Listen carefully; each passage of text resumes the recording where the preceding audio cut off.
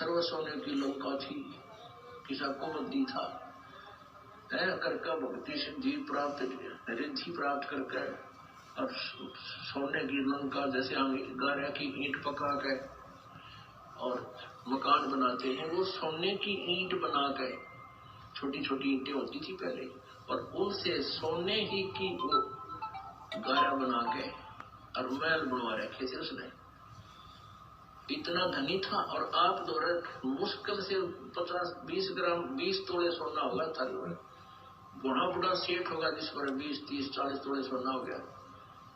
कहते हो वो रत्ती नहीं लेके गया, 1 ग्राम भी नहीं ले जा सके, तुम कहाँ ले जा सकोगे? अरे के कला छोड़ दोगे 40 तोले सोने में? ये तो खाम खागा सर दर्द है, सोना तो घर में बना रखना चाहिए आपने, और ना इसको पहनना चाहिए। क्या फायदा, कान में डाल लिया, नाक में डाल लिया, 36 पोंगे कड़े बना लिए। परमात्मा ने इतना सुंदर शरीर दे रखे, इस पर आडंबर करने की कभी जरूरत नहीं। इसे भगवान रुष्ट होता है, रुष्ट होता है भगवान। भगवान की भक्ति करें, चाहे किसा भी शरीर है, काला है, गोरा है, जैसा भी मालिक ने दिया है, इसमें हम परमात्मा पा सकते हैं। इस काया का गर्व न करियो कि काला के गोरा है, और बिना भजन कुछ काम नहीं आवे, चाहे इतर छिड़को जर हो रहा है। ये मालिक का आदेश हो गया, और मालिक के आदेश पे अगर हमारा भगत भाई नहीं चलेगा तो फिर हमारा उनसे फिर क्या संबंध रहेगा। और भगत जी देखो, बचपन से हम जैसा अपने बच्चों को जिस रंग में रंगेंगे ना, बच्चे उसी रंग में रंगे जाएंगे। वही बात है, हम छोटे छोटे बच्चे थे, जब हम 5वीं 6वीं पढ़ा करते थे ना, जब उस बच्चे को जो बड़ी बड़ी जो चोरियां करने लग गया था, तो बोला साहब मेरी अंतिम इच्छा क्या? बोले मेरी माँ के कान में बोले एक बात कहनी है। तो उसकी माँ को बुलाया, उसने माँ के कान के बटका भर दिया, उसका माँ का जो है कान काट दिया। तो लोगों ने कहा क्यों काटा क्यों काटा? बोला यही है जिसने मुझे चोर बनाया है। बोले तेरी माँ ने? बोले क्यों? बोले जब मैं छोटा था तो कभी मैं किसी की पेंसिल चोर के लाता था, कभी किसी का मैं रबड़ चोर के लाता था। उस समय अगर ये मुझे मारती पीटती, मुझे मना करती, तो आज मैं इतना बड़ा चोर नहीं बनता, तो मैं आज फांसी तक नहीं पहुंचता। तो ये मेरी माँ है। तो भगत जी देखो, जींस देखो, ये बच्चे देखो, ये पहली बार तो पहनी नहीं होगी, ये गलत चीज है। जब तक हम नहीं बोलेंगे बच्चे कहाँ से सुधरेंगे? बच्चों की गलती थोड़ी है, इनको थोड़ी पता है इन सब बातों का। गलती अपने हम जिस रास्ते पे लेके जाएंगे तो बेचारे उस रास्ते पे जाएंगे।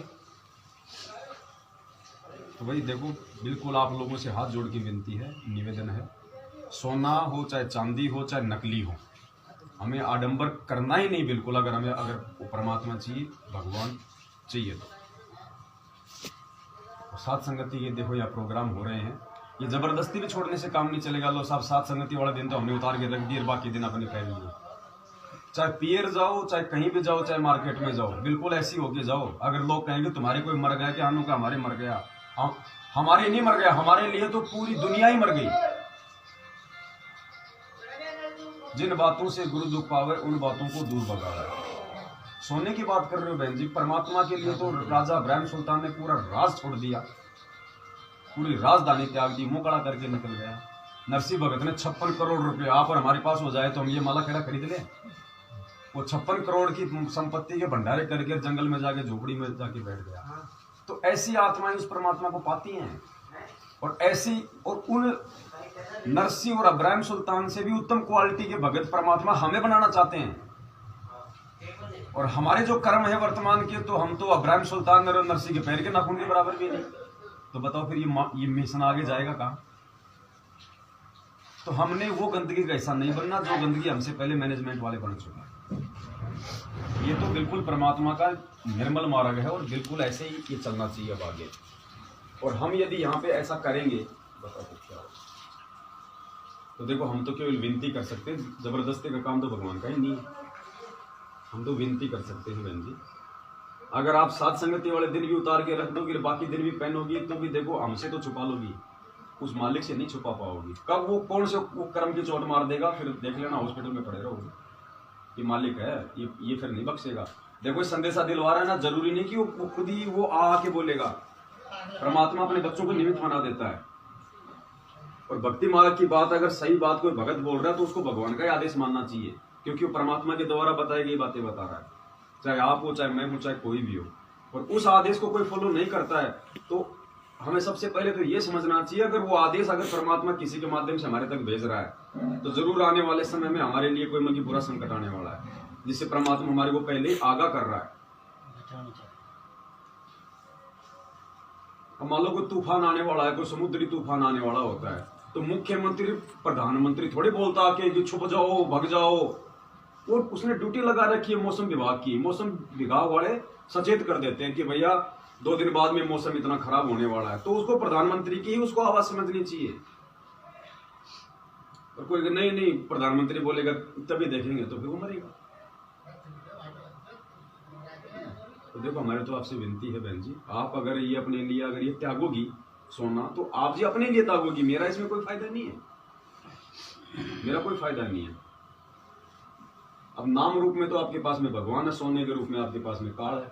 अब देख लो आपने क्या करना है। मुझे पता नहीं इसमें है क्या, इतने से में क्या ये नहीं होगा तो क्या लोग हमारे को मतलब यहाँ से निकाल देंगे क्या? देखो सबसे पहले तो हमें इसकी मतलब जड़ में जाना चाहिए, ये चीजें क्यों पहनने लगे लोग। पहले हमारे जितने भी जो बुजुर्ग भाई बहन थे जो सोना पहना करते थे, वो कोई दिखावे के लिए नहीं पहनते थे, कोई मान बढ़ाई के लिए नहीं पहनते थे, उसका एक रीजन था। अगर कोई दूर देश में चला गया, कहीं फंस गया ऐसी जगहों पे, और उनके पास में पहले बेचारों के पास में पैसे तो होते नहीं थे, तो अगर ऐसी कोई इमरजेंसी आ गई, कोई बीमार हो गया, अर्जेंट में पैसे चाहिए, तो वो सोना इसलिए रखते थे कि तुरंत उसको वहां उतार के और किसी सुनार को दे दो या कहीं बेच दो और उसके बदले हमें वो पैसे मिल जाए। अब आजकल मोबाइल सबकी जेब में हो गए, तुरंत पेटीएम करो, एटीएम करो, जेब में एटीएम कार्ड, इनकी जरूरत क्या? अब वो समय गया, अब खाली ये दिखावा रह गया।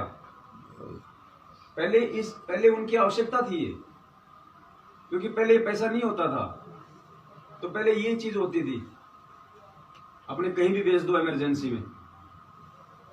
अब इस चीज का कोई मतलब ही नहीं निकलता किसी प्रकार का। ये तो आप नहीं देखते आए दिन माता बहनें जा रही हैं, उनका चैन तोड़ ले जाते हैं, साथ में वो गला और काट जाते हैं, तो क्या फायदा उस सोने का, उसको क्या दे दिया। और फिर परमात्मा ने क्या कहा कि ये मालिक ने सोना क्यों उतराया, गहने क्यों उतराए? क्योंकि परमात्मा देखता है मन की भक्ति का स्तर। गुरु जी ने कहा कि माता बहनों को सोने से ज्यादा प्रेम होता है, और जो स्त्री सोना नहीं उतारेगी वो मेरी भक्ति के लायक नहीं है। फिर ना उसको मेरी भक्ति समझ में आई, ना उसको मैं समझ में आया।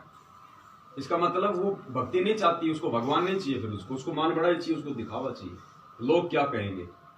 और परमात्मा ने कहा कल को बिना भक्ति के अगर हम गधे बन गए, सुअर बन गए, तब लोग क्या कहेंगे। मालिक कहते हैं कि कुल करने के कारण हंसा गया भिगोय, फिर यो कुल के कर लेगा जब 4 पाए का होए। कल को 4 पैर के जानवर बन जाएंगे, तब ये भाईचारे रिश्तेदार ये कहां कौन क्या कहेगा फिर। तो हमने किसी के उसमें नहीं आना कि मेरा भाई क्या कहेगा, मेरी माँ क्या कहेगी, मेरा पड़ोसी क्या बोलेगा, तूने तो सोना भी उतार दिया, तूने तो पैरों के वो भी उतार दिए, तूने तो बिंदी भी उतार दी, तू तो सिंदूर में नहीं भरती। क्या भरना? हमारा जो असली सुहाग है वो हमारा बंदी छोड़, हमारा परमात्मा, आत्मा का पति। और ये टिक्की बिंदी लगाने से, मांग भरने से, मंगलसूत्र पहनने से कोई सुहाग बसता है क्या? ये आज दिन पे क्यों मर रही है औरतें? वो तो खूब लाद के रखती हैं, वो तो लाद के रखती हैं। वो दोनों साथ साथ मर गए। वो जनरल कौन सा था, बिपिन रावत, उसकी पत्नी अभी हेलीकॉप्टर में, हाँ चिलगाड़ी में, वो तो 3 सेनाओं का अध्यक्ष था उसके, वो तो चाहे 2.5 किलो सोना पहन ले उसकी औरत, वो क्यों मर गई फिर? तो अब हमने इन चीजों से देखो दूर रखना पड़ेगा बच्चों। क्यों फालतू मैंने बता छेद करवा रखे फालतू में, कितना तो तेरे को दर्द हुआ होगा, रोई होगी थी। अरे हमारे सोसाइटी में सब पूछते हैं क्या हो गया तुम्हारे यहाँ, कुछ हो गया है? मतलब उनका मतलब ये कोई मर गया है। मालिक को आपने खुश करना है, और अगर परमात्मा ही अगर हम नहीं खुश कर पाए तो फिर हमारा जीवन ही फिर कोई नहीं बोलता मुझसे, पूरी सोसाइटी एक बार देखो मैंने मेरी भगवती को कहा शुरू में, उसके नहीं असर हुआ, लेकिन 1 साल बाद फिर उसने खुद नहीं, क्योंकि देखो मेरा बोलना उसको फर्ज था, मैंने बोला उसको, जबरदस्ती नहीं कर सकता मैं। 1 साल बाद जब मैंने वीडियो बनाया तो फिर उसने खुद ही उतार के 6,000 रुपये का बिका, उसने काम कर दिया। अब देखो समय आ गया, अब वो समय नहीं है। अब ये ज्ञान आधार से आगे बढ़ने का समय। अब भी हम गलतियां करेंगे और कल को हमारे साथ अगर कोई अप्रिय घटना अगर घट गई तो परमात्मा को चाहे लाख दंडवत कर लेना परमात्मा, क्योंकि आप तो अपने कर्मों की सजा भोग रहे हो। मालूम होने के बाद में, सब कुछ पता चलने के बाद में फिर यदि हम ऐसी गलती करेंगे फिर गलत हो जाएगा, फिर परमात्मा साथ नहीं देगा, चाहे लाल पीले रहो चाहे सोने में हो। इतने सत्संग किए परमात्मा ने, वो राजा वाला सत्संग किया, वो पुल्लो भक्तमती वाला, पुरानिया गहने में सज धज के वहां आके बैठ गई, क्योंकि राजा उसका पुल्लो का चेला बन गया था। तो रानी ने सोचा कि आज इसकी बेइज्जती करेंगे, हम ऐसे सज धज के सोने में हो तो बिल्कुल पीड़ी होके गई। राजा की रानियां थी, अब वो बेचारी भक्तनी थी, तो वो जान गई उनके मन की बात। तो फिर उसने कहा था कि गहना बादा तन की शोभा और ये तन काचो बांडो। आप कौन बोला बांडो? मटका, बांडा बर्तन। तो उन्होंने कहा कि गहना बादा तन की शोभा, यो तन काचो बांडो, और बिना भजन के कुतिया बनोगी, वरना राम भजो ना रांडो। इस परमात्मा का नाम जप लो, भक्ति कर लो, नहीं तो अगले जन्म में कुतिया बनोगी। क्या तुम अपने आप के अंदर ये पहन के सोनार आपको दिखावा कर रहे हो? तो परमात्मा ने वो उसके लिए थोड़ी कहा था, उन माता बहनों के लिए कहा है जो सोना पहन रही है सत्संग सुनने के बाद भी। वो रांड की संज्ञा परमात्मा ने उन माता बहनों को दी है जो आज भी सोना पहन रही है। अब जैसे गुरु जी कहते हैं कि जो ये होठों के लगा लेती हैं नो पॉलिशर, मालिक ने क्या कहा कि पहले ये कौन करती थी? वेश्याएं, लोगों को लुभाने के लिए। तो परमात्मा उन वेश्याओं के लिए नहीं कह रहे, उनके लिए कह रहे हैं जो आज इस सत्संग लेने के बाद भी जो लाल होठ करती हैं, नाखूनों के पॉलिश कर लेती हैं, पाउडर पाउडर पता नहीं क्या कर लेती हैं। तो परमेश्वर उन सभी माता बहनों को वेश्याओं की संज्ञा में ले रहे हैं, अगर कोई समझ जाए तो। स्पष्ट रूप से कहे तो हम भक्ति छोड़ दे, संकेत करते हैं परमात्मा उनका नाम लेकर। तो बहन जी, हम सुधरेंगे तो ये बच्चे सुधरेंगे। अब बताओ ये कड़ो क्या है?